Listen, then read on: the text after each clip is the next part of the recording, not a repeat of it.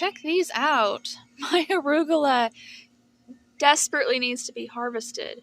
Look at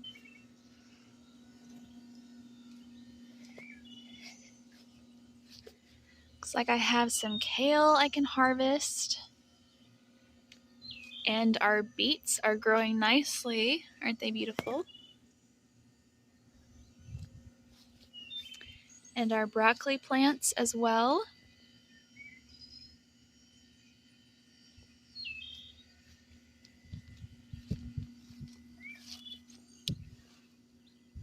Just look at our Swiss chard here. We have some yellow ones and some red ones. They're growing nicely. Oh, and we have a little ladybug pupa. Cool. What is that? Huh.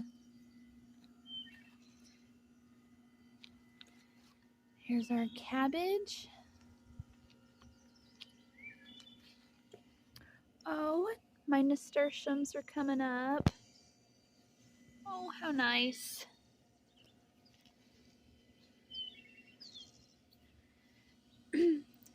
And some more cabbage. Some more beets.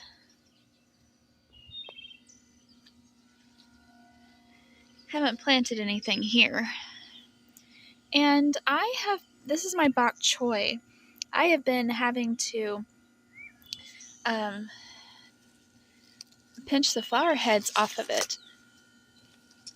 This is only May 11th right now, and this spring has been so crazy. It has been hot, dry. We actually finally got a rain. Exciting.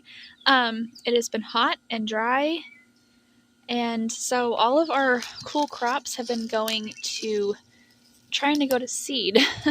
I need to harvest, obviously, this bok choy here. Make room for the other ones, but I'll probably have to end up harvesting all of them because they're going to seed. And we are leaving on vacation in 3 days. So, yeah. Over here we have some petunias, some carrots, and our rutabaga. These are carrots from last year that will flower this year. More rutabaga. This is a garlic plant that I threw out in 2021, and each year it comes back, and this year, 2023, it has several little shoots here.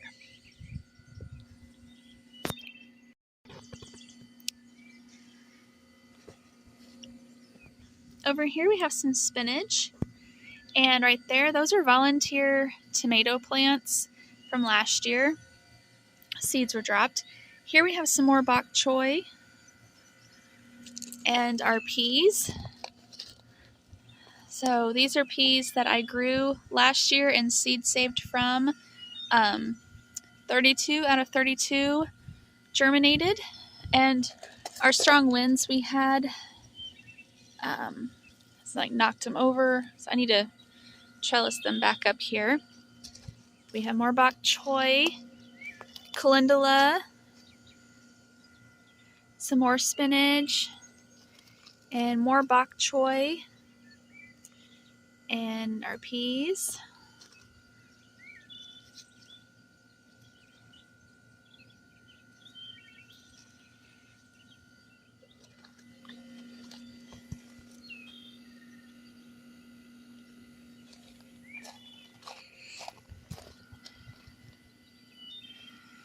And over here we have some kale, some more little kale shoots, sprouts, our stevia, and some more kale.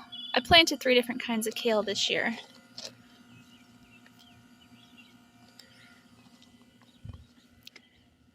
Over here we have a basil and some carrots, and the rest is all going to be tomatoes, but it's not time yet. These are our elderberries, and they have little flower buds forming on them. See? Pretty.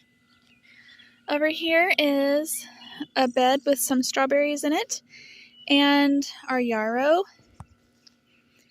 Need to pick strawberries. I've been picking quite a few actually, but more of them have been eaten by those roly-polies, those little pill bugs. It's crazy. Anyhow, and we have ladybugs. Here's one. This onion, any onions in this bed are from last year that just came back. And the ladybugs love yarrow. So here is a little ladybug larva right here. And here is a little ladybug pupa right there. And there's more. Like here's another ladybug larva right here. And if you look close, which the camera won't focus, but if you look close, you'll see the larva right there. And then right behind it is its skin that it just shed. Sorry, it's not focusing. And then here's another little larva right there. And here's some more. Here's where one ladybug pupa has already emerged as an adult. And here's the ladybug larva skin right there, right above my finger. And here's a ladybug pupa right there on top.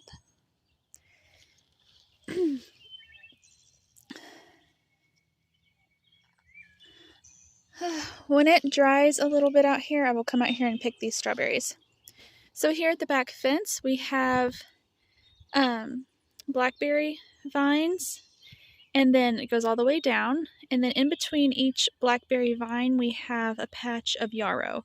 So all that tall stuff with the little flower buds on top, that's all yarrow. And it is a cloudy, overcast sky today. And wet. Okay, so here is our wildflower bed that we put in a couple years ago. And things are just starting to grow and bloom. We still have a lot more that hasn't bloomed or started yet.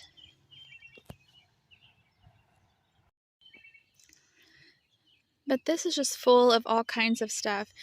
Yarrow, bachelor buttons, echinacea, different types of black-eyed Susan,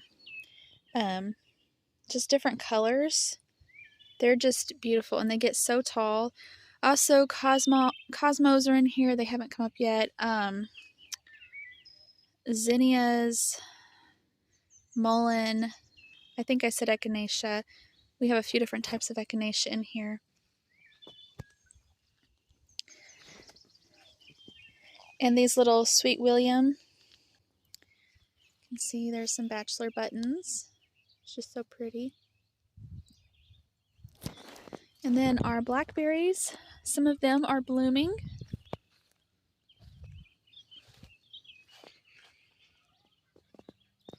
You can see these have already flowered. Looks like the flowers are done.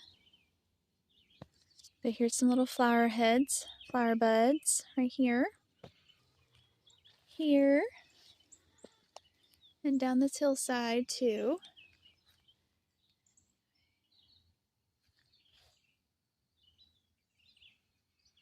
And then over here, in this L-shaped area, which the chickens have been in here again, we have this mullein here, and then we have some blueberry plants. So there's a blueberry, and there's a blueberry, there's a blueberry, and there's a couple more down there.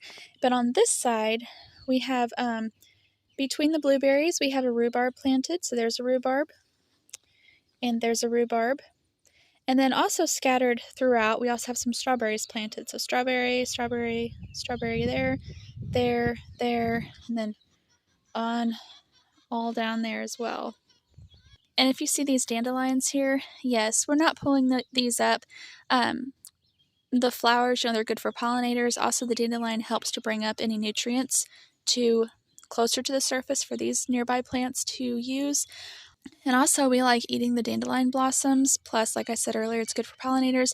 and the leaves are good as well. So they're just a great asset to have anywhere. So we actually just let them be. See these pill bugs here? These roly-polies? That's what I'm talking about. They eat these strawberries. See this? This is what they do. That's what they do. Look at that. Isn't that nuts?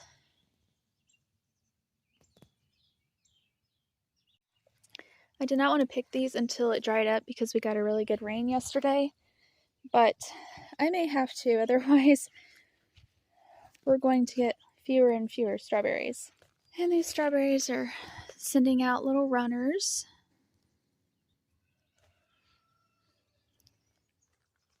So here's part of our medicinal herb garden.